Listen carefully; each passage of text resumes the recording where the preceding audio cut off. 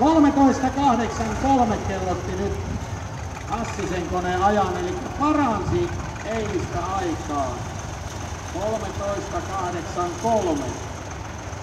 Ja sitten on Valmet laituriauto. Mallia VP110, eikö VP10 H1400, vuosimalli 68, valmistajana Valmetin lentokonetehdas, ohjaamo on VR:n Varkauden konepajalla tehty, omistaja ja ajaja Jarkko Pasanen, eli vuosimalli 68, Silin Valmet kellotti ajan 14.28. Mitä tulee tänään?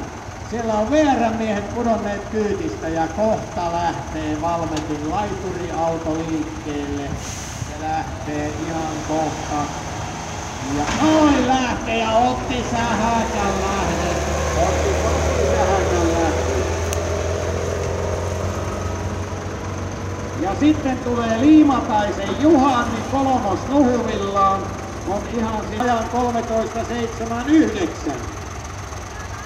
Talon emännän Eevan keräilylaktori ja eilen muuten Juhani piiskas sille ajan 11.57 ja tänään mitalleille, Ja